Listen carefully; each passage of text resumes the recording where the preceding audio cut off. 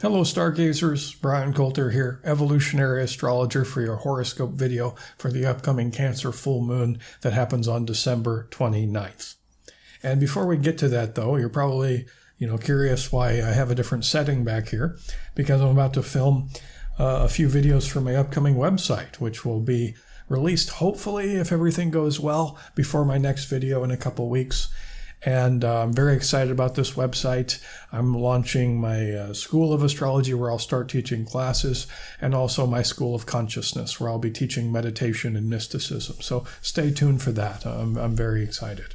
This is a very powerful full moon because it's happening right at the end of the year, a very important year, as we've seen.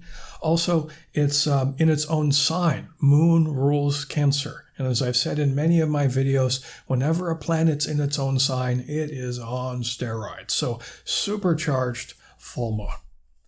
And Cancer itself is an inward, reflective, emotional. It's on the water. It's a water sign, so it's on the emotional, subjective plane. So there's always, with any of the water signs, especially Cancer though, there's an inwardness. Okay, it's time to go within. And reflection is the word I want to work with at first here. Cancer is a very reflective sign. Here we have the full moon reflecting the light of the sun. So it's a good time to just reflect on this year as a whole. And we want to take a look at, it's like, gosh, 2020 has been major, as you've seen. You don't need to know astrology to recognize 2020 was a major year. Astrologically speaking, there's reasons for that. It's because we have, life is very cyclical, okay? And we have all these gears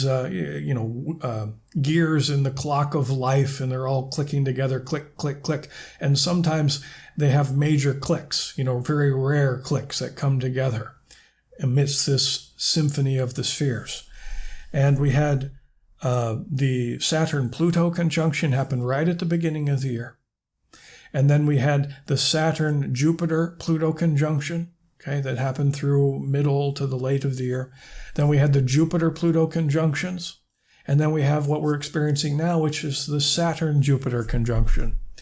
And all these are pretty rare events. And if you'll notice that, it's like repeat all that back to me. I know it's a lot, but even if the family dog heard me, would have heard Saturn, Saturn, Saturn, which is kind of the point. The year of Saturn, not only because it was involved in 3 of those 4 events, but also a primary focalizer for 2020 has been the sign of Capricorn. And what I just said about the moon in Cancer, it's supercharged. Saturn rules Capricorn. So it's been a supercharged Saturn because it's in its own sign. And all those events I just rattled off, click, click, click, coming together. Really, these events happen pretty rarely, multiple decades of time before we see them again, which is of significance to have multiple decade events all clicking together in the same year. Very rare. Okay, but we add to that this very significant ingredient of Capricorn. And we recognize that the last time Saturn-Pluto came together in the sign of Capricorn, Saturn's own home turf, was back in 1518. Okay, so about 500 years. And then we take this Jupiter-Saturn conjunction, which we're experiencing right now and will continue to be until, about January to February of 2021.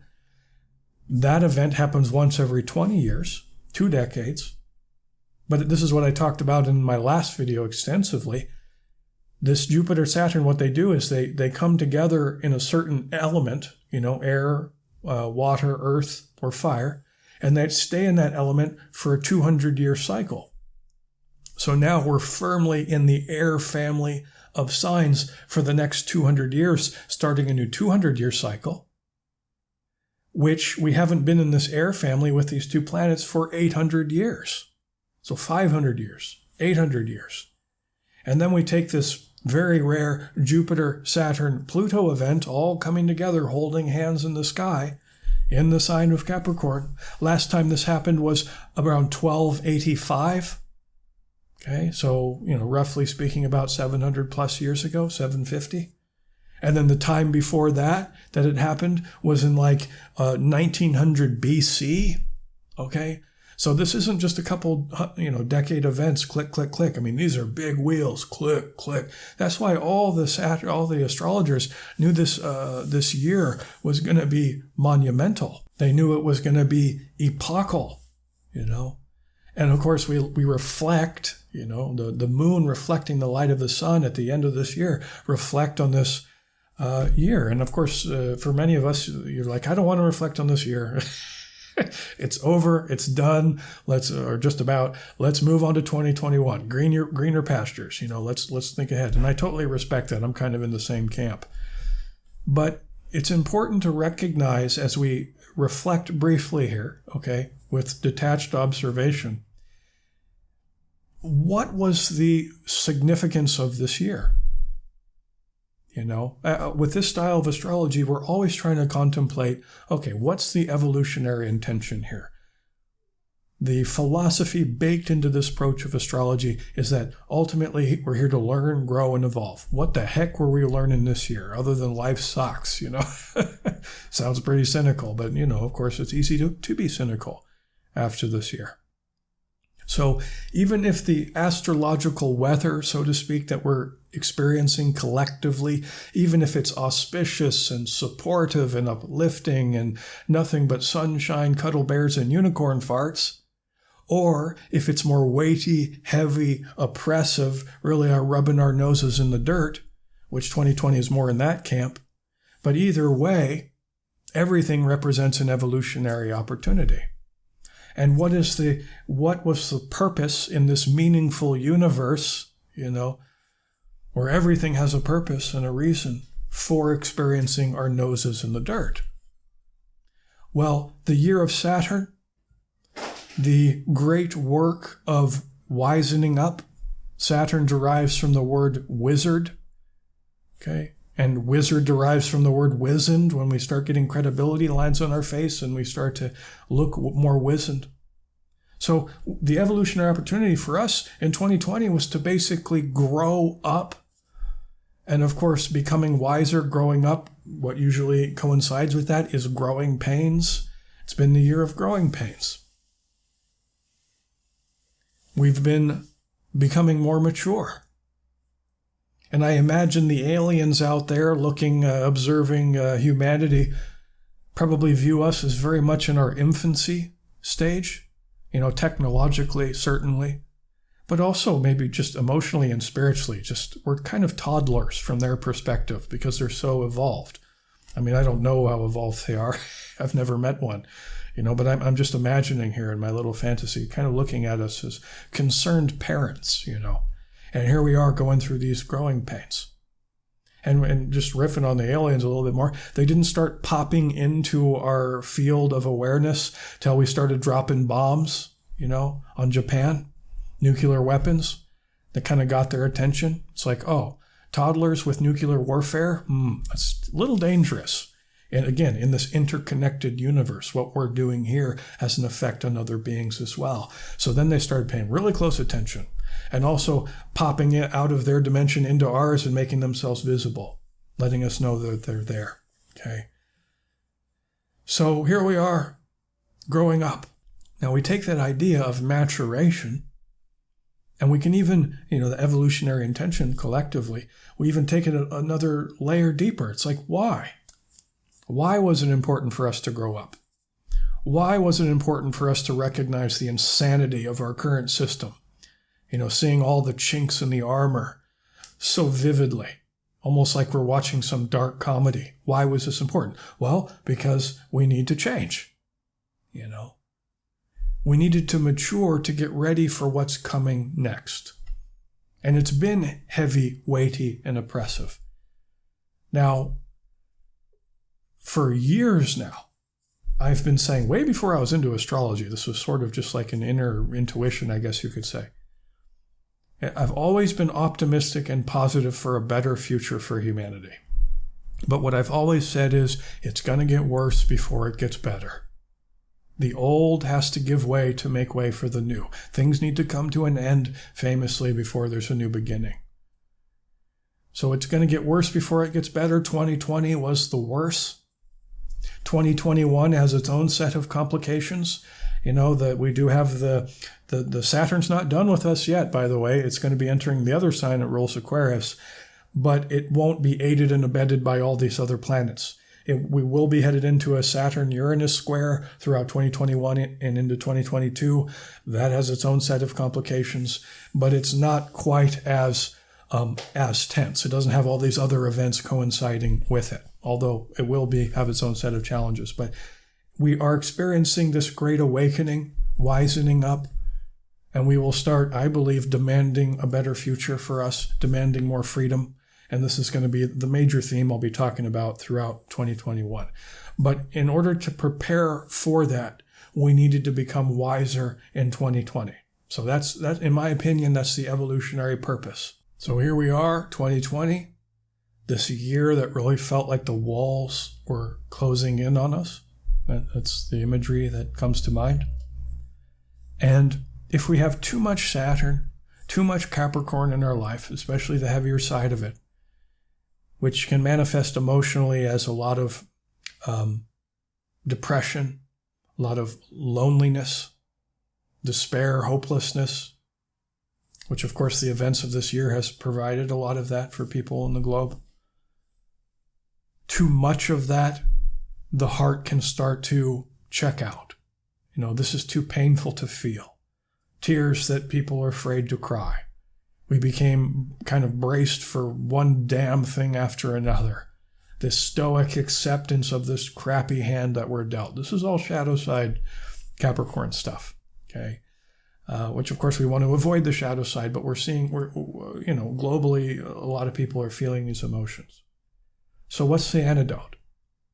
As we reach this end point of the year, as we're reflecting on the events of the past and just seeing them plainly for what they are, recognizing the evolutionary intention, recognizing that life here on planet Earth is rough, We didn't come down here as souls to have this easy, fluffy life. We came here to learn and grow. I always honor the bravery of all of us souls electing to come to planet Earth, the school of hard knocks, okay? And if we have too much of that, what we experienced this year, the heart begins to harden. It begins to calcify. We apply the dark side of any earth sign as we have too much of the shadowy representation of it. It does start to weigh very heavy on our hearts. Now, what's the remedy? What's the antidote? Enter Moon in Cancer as we reflect on the year. The most sensitive of all the signs of the zodiac, emotionally sensitive. So emotions running high now. Probably a lot of excitement for this year almost being over. That's part of it. It's also the sign linked to family dynamics, a sense of kinship, clan, home, hearth. Of course, now we are, in the holidays, wrapping up the holidays here. A lot of people are at homes with their family, so there's that theme as well. It's about connection. And emotions are running high now, okay? Especially with this other event that I didn't even mention that's been going on the last 6 months, Mars being in its own sign, Aries, Mars the war god in the sign of the Aries the warrior. And it's been, now it's in a square, its last square with Pluto, the planet of extremity, the god of hell, Pluto, in a hard aspect to Mars, the god of anger, of war, of competition, of aggressiveness, emotions running high, Moon in Cancer. All full moons, emotions run high. We see that, just observe human behavior during full moons. People act a little crazier. We take this idea of moon representing the word lunar. Okay, people are more lunatic during full moons. Okay, especially when it's on its own sign. So emotions are running high. What do we do with them? Well, really, and when we think about the evolutionary purpose of working with Moon in Cancer, especially now, reflecting on the year we've just experienced as part of it, but ultimately it's a sign of nurturing, whether you're nurturing yourself or nurturing other people. If I was doing a birth chart reading for somebody and they have like their Moon in Cancer, or maybe, even Sun in Cancer, they just have this healing energy radiating deep from their core. And that's part of their cosmic job description. is to just pass out Band-Aids, and a lot of those are emotional Band-Aids too. They have noble work here on this planet, which is to reduce the pain and suffering of other individuals. But sort of a prerequisite of being able to do that very well is that they also need to heal themselves. So right now, it's very important as we reflect on the year to self-nurture, to take care of ourselves so that we don't become braced for one damn thing after another. Don't allow our heart to calcify, to get to those feelings of lonely and depression. Too much of that is very damaging. So now it's time during this full moon, to manifest. It is a time of manifestation, to manifest a deeper level of healing. And it's a very sensitive sign, as I was saying, so important during Cancer full moons to somewhat remove yourself from the social realm, find some safety. It's connected to the literal home, within the walls of the home. For the Northern Hemisphere, winter is here. So it's gotten really cold here in Portugal, not compared to other places on the planet, but for this wussy California boy, this is pretty cold, okay? So, throw some logs in the fire, crank up the heat, get warm, get cozy, get under the blanket, self-nurture, run yourself a nice hot bubble bath. Picture you taking really good care of yourself psychologically, emotionally, and spiritually, just getting underneath the bubbles, and just relaxing, just breathing in, breathing out, softening, getting into the heart space. Great time for journaling. That's another way we can reflect on the year. It's like, look how far I've come. Look how hard it's been. I made it. I'm living. I'm breathing still, And this was important because we needed to grow up to prepare for what's next. We also have the planet Neptune, the planet of spirituality, mysticism, meditation, and a very tight, almost near perfect square to both the nodes of the moon. And there's a lot of layers of meaning to that, which I've discussed previously. It basically comes down to leveraging meditation to find the truth within yourself, to sort out truth from deception, because there's a whole lot of deception going on right now. And the truth is within. The best way to get to the truth within is through meditation. But meditation is really key for us all now, and that's a beautiful way of healing. I mean, gosh, even this morning I was feeling a little stressed out, got a lot of stuff going on, and won't get into the details. But I was a little on edge, and I forced myself, which isn't always easy when you're stressed out, to pop a squat and just sit there for 20 minutes, throw on some binaural beats, and do a meditation. And gosh, what a difference it made. I felt like a new man just after that 20 minutes. And the key is really forcing yourself to just sit down and do it, okay? So we can find deep healing through meditation. We can also reflect through meditation, because as we get into a light or deep trance state, the ego, the gatekeeper of the subconscious mind, steps out of the way. Okay, and we're able to leverage the language of the subconscious, which is basically imagery and visualization in your mind, to have very powerful effects. So getting into a meditative state, this is a beautiful sort of exercise you could do during the full moon or around it, is get into a meditative state and begin visualizing how the year went. Now, we got to be careful here because we recognize emotions are a little touchier right now, okay? So we don't want to dwell on the negativity of the events of 2020. That will only cause them to grow in power within ourselves, but even globally as well. Okay, so we want to be careful here, and this is where we can leverage the planet Uranus in a beautiful near perfect sextile to this full moon. Sextile is a 60-degree angle. It's supportive. It's uplifting, it's energizing this full moon. And Uranus represents ingeniousness. Innovation is sort of a very heady planet. The evolution of technology, all these things. So this is somehow supporting this method of reflection. And one element of Uranus you could think would be detached observation. So although emotions are running a little higher, reflecting on the year, try to come from this place almost as if you're observing it outside of yourself, which is a very spiritual perspective, recognizing we're in somewhat of an illusion, And of course, that illusion is very compelling. We all get caught up in the Maya, the illusion of it all. But on some level, this is a virtual reality we're experiencing. Why are we experiencing it? Again, to learn, grow, and evolve.